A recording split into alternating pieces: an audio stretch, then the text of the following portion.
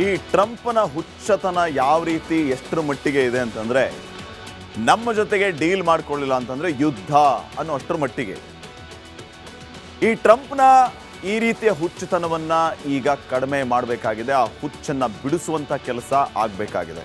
ಅದಕ್ಕೆ ಉಳಿದ ಎಲ್ಲಾ ದೇಶಗಳು ಕೂಡ ಎಷ್ಟರ ಮಟ್ಟಿಗೆ ಒಗ್ಗಟ್ಟಾಗ್ತಾರೆ ಅನ್ನುವಂಥದ್ದು ಸದ್ಯಕ್ಕಿನ ಪ್ರಶ್ನೆ. ಈಗ ಈ ಇರಾನ್ ವಿಚಾರನೆ ತಗೊಳ್ಳಿ. ಇರಾನ್ ನನ್ನ ಮಾತು ಕೇಳಬೇಕು ಅಂತ ಅಮೆರಿಕ ಹೇಳುತ್ತೆ. ಸುಪ್ರೀಂ ಲೀಡರ್ ಅಲಿ ಖಮೇನಿಯೇ ಟ್ರಂಪ್ನ ಗುರಿಯಾಗಿರೋದು. ಖಮೇನಿಯನ್ನ ಮುಗಿಸೋದಕ್ಕೆ ಪ್ಲಾನ್ ಮಾಡ್ತಾ ಇರೋದು ಅಮೆರಿಕ. ಇರಾನ್ ಮೇಲೆ ಯಾವುದೇ ಕ್ಷಣದಲ್ಲಿ ಅಮೆರಿಕ ದಾಳಿ ಮಾಡುವ ಸಾಧ್ಯತೆ ಅಧಿಕವಾಗಿದೆ. ಇರಾನ್ ಬಳಿ ಮಹಾ ವಿನಾಶಕಾರಿ ಅಸ್ತ್ರ ತಂದಿಟ್ಟಿರುವಂಥದ್ದು ಅಮೆರಿಕ. ಈಗಾಗಲೇ ಚೀನಾದ ಕಡೆ ಮುಖ ಮಾಡಿದ್ದಂತಹ ಆ ಎಲ್ಲ ರೀತಿಯ ಯುದ್ಧ ನೌಕೆಗಳನ್ನ ಈ ಕಡೆ ಮುಖ ಮಾಡಿ ನಿಲ್ಲಿಸಿದ್ದಾರೆ. ಒಂದೊಂದೇ ಇರಾನ್ ಕಡೆ ಕಳಿಸ್ತಾ ಇದ್ದಾರೆ. ಅದರ ಸೂಚನೆ ಯಾವಾಗ ಬೇಕಾದರೂ ಅಮೆರಿಕ ಇರಾನ್ ಮೇಲೆ ಅಟ್ಯಾಕ್ ಮಾಡಬಹುದು. ಮಧ್ಯಪ್ರಾಚ್ಯದಲ್ಲಿ ಶಸ್ತ್ರಾಸ್ತ್ರಗಳನ್ನು ತಂದಿಟ್ಟಿರೋದು ಅಮೆರಿಕ. ಹರ್ಮೂಜ್ ಜಲಸಂಧಿ ತನ್ನ ವಶದಲ್ಲಿ ಇಟ್ಕೊಂಡಿರುವಂಥದ್ದು ಇದು ಇರಾನ್. ತೈಲ ವ್ಯಾಪಾರಕ್ಕೆ ಹರ್ಮೂಜ್ ಜಲಸಂಧಿ ಅನಿವಾರ್ಯವಾಗಿದೆ. ಈಗ ಅಮೆರಿಕಕ್ಕೆ ಅದೇ ಹರ್ಮೂಜ್ ಜಲಸಂಧಿ ಬೇಕು ಅಂತ ಹೇಳಿ, ಆ ಕಡೆ ಗ್ರೀನ್ಲ್ಯಾಂಡ್ ಬೇಕು, ಈ ಕಡೆ ಹರ್ಮೂಜ್ ಬೇಕು. ಈ ಟ್ರಂಪ್ನ ಹುಚ್ಚಾಟಕ್ಕೆ ಇದು ಕೊನೆ ಇಲ್ಲ. ಇನ್ನೂ ಅದು ಬೇಕು, ಇದು ಬೇಕು, ನೊಬೆಲ್ ಪ್ರೈಸ್ ಒಂದು ಬೇಕು ಅಂತ. ವಿಶ್ವದ ಬಹುತೇಕ ತೈಲ ವ್ಯಾಪಾರ ಇಲ್ಲಿಂದಲೇ ನಡೆಯುತ್ತೆ, ಹರ್ಮೂಜಿಂದ. ದಾವೋಸ್ ಸಮಿಟ್ನಲ್ಲಿ ದಾದಾಗಿರಿ ಮಾಡಿರುವಂಥದ್ದು ಟ್ರಂಪ್. ಅಮೆರಿಕಾದ ಮುಂದೆ ವಿಶ್ವದ ಯಾವ ದೇಶವೂ ನಿಲ್ಲೋದಿಲ್ಲ. ಅಮೆರಿಕಾದ ಶಸ್ತ್ರಾಸ್ತ್ರಗಳ ಬಗ್ಗೆ ಯಾವ ದೇಶಗಳಿಗೂ ಗೊತ್ತಿಲ್ಲ. ಸೀಕ್ರೆಟ್ ಶಸ್ತ್ರಾಸ್ತ್ರಗಳ ಬಗ್ಗೆ ನಾವೇನಾದರೂ ಯುದ್ಧ ಆರಂಭ ಮಾಡಿದರೆ ಎಲ್ಲರಿಗೂ ಗೊತ್ತಾಗುತ್ತೆ ಅಂತ ಮಾತಾಡಿರೋದು ಇದೇ ಡೊನಾಲ್ಡ್ ಟ್ರಂಪ್. ಇದೇ ಸಂದರ್ಭದಲ್ಲಿ ಮೊನ್ನೆ ಒಂದು ಮಾತನ್ನ ಇದೇ ದಾವೋಸಲ್ಲಿ ಟ್ರಂಪ್ ಹೇಳ್ತಾ ಇದ್ದದ್ದು. ಆ ಇಮ್ಯಾನ್ಯುಯಲ್ ಮ್ಯಾಕ್ರಾನ್ ಒಂದು ಸನ್ಗ್ಲಾಸ್ ಅನ್ನ ಹಾಕೊಂಡ್ಬಂದಿದ್ರು. ನಾನು ನಿನ್ನೆ ಮ್ಯಾಕ್ರಾನ್ ಮಾತಾಡೋದನ್ನ ನೋಡ್ತಾ ಇದ್ದೆ. ಸನ್ಗ್ಲಾಸ್ ತುಂಬಾ ಚೆನ್ನಾಗಿತ್ತು. ಇನ್ನೊಂದು 2 ದಿನ ಹೋಗಲಿ, ಅವರು ಟ್ಯಾರಿಫ್ ಜಾಸ್ತಿ ಮಾಡ್ತೀವಿ, ಅವರಿಗೆ ತುಂಬಾ ಒಳ್ಳೆ ದಿನಗಳು ಕಾದಿದೆ. ಏನು ಹೆದರ್ಸ್ತಾರ ಟ್ರಂಪ್? ಮಾಡ್ತಾ ಇರೋದು ಅದೇ ಕೆಲಸ. ಆ ಮ್ಯಾಕ್ರಾನ್ ಒಳ್ಳೆ ಸನ್ಗ್ಲಾಸ್ ಹಾಕೊಂಡ್ಬಂದ್ರು ಕೂಡ ಟ್ರಂಪ್ ಅದನ್ನು ಪ್ರಸ್ತಾಪ ಮಾಡೋದು. ಗುಡ್ ಸನ್ ಗ್ಲಾಸಸ್, ಮುಂದಿನ ದಿನಮಾನಗಳಲ್ಲಿ ನಿಮಗೆ ಟ್ಯಾರಿಫ್ ಜಾಸ್ತಿ ಮಾಡ್ತೀವಿ ಅಂತ ಧಮಕಿ ಹಾಕ್ತಾ ಇರೋದು ಟ್ರಂಪ್ ಲಿಟ್ರಲಿ. ವೆನಿಜುವೆಲಾದಲ್ಲಿ ಅಮೆರಿಕ ಇದೇ ಶಸ್ತ್ರಾಸ್ತ್ರ ಬಳಸಿರುವ ಶಂಕೆ ಇದೆ. ಸಾನಿಕ್ ವೆಪನ್ ಬಗ್ಗೆ ಮಾತಾಡಿದ್ರೆ ಹಾಗಿದ್ರೆ ಡೊನಾಲ್ಡ್ ಟ್ರಂಪ್ ಮಾತಿಂದ ಬಲಿಷ್ಠ ದೇಶಗಳಿಗೆ ನಿದ್ರೆಯೇ ಬರ್ತಾ ಇಲ್ಲ.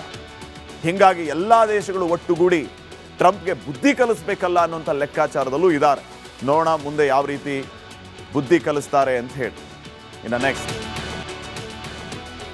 ಈ ಟ್ರಂಪ್ನ ಹುಚ್ಚತನ ಯಾವ ರೀತಿ ಎಷ್ಟರ ಮಟ್ಟಿಗೆ ಇದೆ ಅಂತಂದ್ರೆ, ನಮ್ಮ ಜೊತೆಗೆ ಡೀಲ್ ಮಾಡ್ಕೊಳ್ಳಿಲ್ಲ ಅಂತಂದ್ರೆ ಯುದ್ಧ ಅನ್ನೋ ಅಷ್ಟರ ಮಟ್ಟಿಗೆ.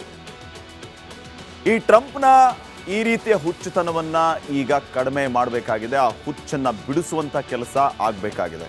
ಅದಕ್ಕೆ ಉಳಿದ ಎಲ್ಲಾ ದೇಶಗಳು ಕೂಡ ಎಷ್ಟರ ಮಟ್ಟಿಗೆ ಒಗ್ಗಟ್ಟಾಗ್ತಾರೆ ಅನ್ನುವಂಥದ್ದು ಸದ್ಯಕ್ಕಿನ ಪ್ರಶ್ನೆ. ಈಗ ಈ ಇರಾನ್ ವಿಚಾರನೆ ತಗೊಳ್ಳಿ. ಇರಾನ್ ನನ್ನ ಮಾತು ಕೇಳಬೇಕು ಅಂತ ಅಮೆರಿಕ ಹೇಳುತ್ತೆ. ಸುಪ್ರೀಂ ಲೀಡರ್ ಅಲಿ ಖಮೇನಿಯೇ ಟ್ರಂಪ್ನ ಗುರಿಯಾಗಿರೋದು. ಖಮೇನಿಯನ್ನ ಮುಗಿಸೋದಕ್ಕೆ ಪ್ಲಾನ್ ಮಾಡ್ತಾ ಇರೋದು ಅಮೆರಿಕ. ಇರಾನ್ ಮೇಲೆ ಯಾವುದೇ ಕ್ಷಣದಲ್ಲಿ ಅಮೆರಿಕ ದಾಳಿ ಮಾಡುವ ಸಾಧ್ಯತೆ ಅಧಿಕವಾಗಿದೆ. ಇರಾನ್ ಬಳಿ ಮಹಾ ವಿನಾಶಕಾರಿ ಅಸ್ತ್ರ ತಂದಿಟ್ಟಿರುವಂಥದ್ದು ಅಮೆರಿಕ. ಈಗಾಗಲೇ ಚೀನಾದ ಕಡೆ ಮುಖ ಮಾಡಿದ್ದಂತಹ ಆ ಎಲ್ಲ ರೀತಿಯ ಯುದ್ಧ ನೌಕೆಗಳನ್ನ ಈ ಕಡೆ ಮುಖ ಮಾಡಿ ನಿಲ್ಲಿಸಿದ್ದಾರೆ. ಒಂದೊಂದೇ ಇರಾನ್ ಕಡೆ ಕಳಿಸ್ತಾ ಇದ್ದಾರೆ. ಅದರ ಸೂಚನೆ ಯಾವಾಗ ಬೇಕಾದರೂ ಅಮೆರಿಕ ಇರಾನ್ ಮೇಲೆ ಅಟ್ಯಾಕ್ ಮಾಡಬಹುದು. ಮಧ್ಯಪ್ರಾಚ್ಯದಲ್ಲಿ ಶಸ್ತ್ರಾಸ್ತ್ರಗಳನ್ನು ತಂದಿಟ್ಟಿರೋದು ಅಮೆರಿಕ. ಹರ್ಮೂಜ್ ಜಲಸಂಧಿ ತನ್ನ ವಶದಲ್ಲಿ ಇಟ್ಕೊಂಡಿರುವಂಥದ್ದು ಇದು ಇರಾನ್. ತೈಲ ವ್ಯಾಪಾರಕ್ಕೆ ಹರ್ಮೂಜ್ ಜಲಸಂಧಿ ಅನಿವಾರ್ಯವಾಗಿದೆ. ಈಗ ಅಮೆರಿಕಕ್ಕೆ ಅದೇ ಹರ್ಮೂಜ್ ಜಲಸಂಧಿ ಬೇಕು ಅಂತ ಹೇಳಿ, ಆ ಕಡೆ ಗ್ರೀನ್ಲ್ಯಾಂಡ್ ಬೇಕು, ಈ ಕಡೆ ಹರ್ಮೂಜ್ ಬೇಕು. ಈ ಟ್ರಂಪ್ನ ಹುಚ್ಚಾಟಕ್ಕೆ ಇದು ಕೊನೆ ಇಲ್ಲ. ಇನ್ನೂ ಅದು ಬೇಕು, ಇದು ಬೇಕು, ನೊಬೆಲ್ ಪ್ರೈಸ್ ಒಂದು ಬೇಕು ಅಂತ. ವಿಶ್ವದ ಬಹುತೇಕ ತೈಲ ವ್ಯಾಪಾರ ಇಲ್ಲಿಂದಲೇ ನಡೆಯುತ್ತೆ, ಹರ್ಮೂಜಿಂದ. ದಾವೋಸ್ ಸಮಿಟ್ನಲ್ಲಿ ದಾದಾಗಿರಿ ಮಾಡಿರುವಂಥದ್ದು ಟ್ರಂಪ್. ಅಮೆರಿಕಾದ ಮುಂದೆ ವಿಶ್ವದ ಯಾವ ದೇಶವೂ ನಿಲ್ಲೋದಿಲ್ಲ. ಅಮೆರಿಕಾದ ಶಸ್ತ್ರಾಸ್ತ್ರಗಳ ಬಗ್ಗೆ ಯಾವ ದೇಶಗಳಿಗೂ ಗೊತ್ತಿಲ್ಲ. ಸೀಕ್ರೆಟ್ ಶಸ್ತ್ರಾಸ್ತ್ರಗಳ ಬಗ್ಗೆ ನಾವೇನಾದರೂ ಯುದ್ಧ ಆರಂಭ ಮಾಡಿದರೆ ಎಲ್ಲರಿಗೂ ಗೊತ್ತಾಗುತ್ತೆ ಅಂತ ಮಾತಾಡಿರೋದು ಇದೇ ಡೊನಾಲ್ಡ್ ಟ್ರಂಪ್. ಇದೇ ಸಂದರ್ಭದಲ್ಲಿ ಮೊನ್ನೆ ಒಂದು ಮಾತನ್ನ ಇದೇ ದಾವೋಸಲ್ಲಿ ಟ್ರಂಪ್ ಹೇಳ್ತಾ ಇದ್ದದ್ದು. ಇಮ್ಯಾನ್ಯುಯಲ್ ಮ್ಯಾಕ್ರಾನ್ ಒಂದು ಸನ್ಗ್ಲಾಸ್ ಅನ್ನ ಹಾಕೊಂಡ್ಬಂದಿದ್ರು. ನಾನು ನಿನ್ನೆ ಮ್ಯಾಕ್ರಾನ್ ಮಾತಾಡೋದನ್ನ ನೋಡ್ತಾ ಇದ್ದೆ. ಸನ್ಗ್ಲಾಸ್ ತುಂಬಾ ಚೆನ್ನಾಗಿತ್ತು. ಇನ್ನೊಂದು 2 ದಿನ ಹೋಗಲಿ, ಅವರು ಟ್ಯಾರಿಫ್ ಜಾಸ್ತಿ ಮಾಡ್ತೀವಿ, ಅವರಿಗೆ ತುಂಬಾ ಒಳ್ಳೆ ದಿನಗಳು ಕಾದಿದೆ. ಏನು ಹೆದರ್ಸ್ತಾರ ಟ್ರಂಪ್? ಮಾಡ್ತಾ ಇರೋದು ಅದೇ ಕೆಲಸ. ಆ ಮ್ಯಾಕ್ರಾನ್ ಒಳ್ಳೆ ಸನ್ಗ್ಲಾಸ್ ಹಾಕೊಂಡ್ಬಂದ್ರು ಕೂಡ ಟ್ರಂಪ್ ಅದನ್ನು ಪ್ರಸ್ತಾಪ ಮಾಡೋದು. ಗುಡ್ ಸನ್ ಗ್ಲಾಸಸ್, ಮುಂದಿನ ದಿನಮಾನಗಳಲ್ಲಿ ನಿಮಗೆ ಟ್ಯಾರಿಫ್ ಜಾಸ್ತಿ ಮಾಡ್ತೀವಿ ಅಂತ ಧಮಕಿ ಹಾಕ್ತಾ ಇರೋದು ಟ್ರಂಪ್ ಲಿಟ್ರಲಿ. ವೆನಿಜುವೆಲಾದಲ್ಲಿ ಅಮೆರಿಕ ಇದೇ ಶಸ್ತ್ರಾಸ್ತ್ರ ಬಳಸಿರುವ ಶಂಕೆ ಇದೆ. ಸಾನಿಕ್ ವೆಪನ್ ಬಗ್ಗೆ ಮಾತಾಡಿದ್ರೆ ಹಾಗಿದ್ರೆ ಡೊನಾಲ್ಡ್ ಟ್ರಂಪ್ ಮಾತಿಂದ ಬಲಿಷ್ಠ ದೇಶಗಳಿಗೆ ನಿದ್ರೆಯೇ ಬರ್ತಾ ಇಲ್ಲ. ಹೀಗಾಗಿ ಎಲ್ಲ ದೇಶಗಳು ಒಟ್ಟುಗೂಡಿ ಟ್ರಂಪ್ಗೆ ಬುದ್ಧಿ ಕಲಿಸ್ಬೇಕಲ್ಲ ಅನ್ನೋಂಥ ಲೆಕ್ಕಾಚಾರದಲ್ಲೂ ಇದ್ದಾರೆ. ನೋಡೋಣ ಮುಂದೆ ಯಾವ ರೀತಿ ಬುದ್ಧಿ ಕಲಿಸ್ತಾರೆ ಅಂತ ಹೇಳಿ. ಇನ್ನು ನೆಕ್ಸ್ಟ್, ಈ ಟ್ರಂಪ್ನ ಹುಚ್ಚತನ ಯಾವ ರೀತಿ ಎಷ್ಟರ ಮಟ್ಟಿಗೆ ಇದೆ ಅಂತಂದ್ರೆ, ನಮ್ಮ ಜೊತೆಗೆ ಡೀಲ್ ಮಾಡ್ಕೊಳ್ಳಿಲ್ಲ ಅಂತಂದ್ರೆ ಯುದ್ಧ ಅನ್ನೋ ಅಷ್ಟರ ಮಟ್ಟಿಗೆ. ಈ ಟ್ರಂಪ್ನ ಈ ರೀತಿಯ ಹುಚ್ಚುತನವನ್ನ ಈಗ ಕಡಿಮೆ ಮಾಡಬೇಕಾಗಿದೆ. ಆ ಹುಚ್ಚನ್ನ ಬಿಡಿಸುವಂತ ಕೆಲಸ ಆಗಬೇಕಾಗಿದೆ. ಅದಕ್ಕೆ ಉಳಿದ ಎಲ್ಲಾ ದೇಶಗಳು ಕೂಡ ಎಷ್ಟರ ಮಟ್ಟಿಗೆ ಒಗ್ಗಟ್ಟಾಗ್ತಾರೆ ಅನ್ನುವಂಥದ್ದು ಸದ್ಯಕ್ಕಿನ ಪ್ರಶ್ನೆ. ಈಗ ಈ ಇರಾನ್ ವಿಚಾರನೆ ತಗೊಳ್ಳಿ. ಇರಾನ್ ನನ್ನ ಮಾತು ಕೇಳಬೇಕು ಅಂತ ಅಮೆರಿಕ ಹೇಳುತ್ತೆ. ಸುಪ್ರೀಂ ಲೀಡರ್ ಅಲಿ ಖಮೇನಿಯೇ ಟ್ರಂಪ್ನ ಗುರಿಯಾಗಿರೋದು. ಖಮೇನಿಯನ್ನ ಮುಗಿಸೋದಕ್ಕೆ ಪ್ಲಾನ್ ಮಾಡ್ತಾ ಇರೋದು ಅಮೆರಿಕ. ಇರಾನ್ ಮೇಲೆ ಯಾವುದೇ ಕ್ಷಣದಲ್ಲಿ ಅಮೆರಿಕ ದಾಳಿ ಮಾಡುವ ಸಾಧ್ಯತೆ ಅಧಿಕವಾಗಿದೆ. ಇರಾನ್ ಬಳಿ ಮಹಾವಿನಾಶಕಾರಿ ಅಸ್ತ್ರ ತಂದಿಟ್ಟಿರುವಂಥದ್ದು ಅಮೆರಿಕ.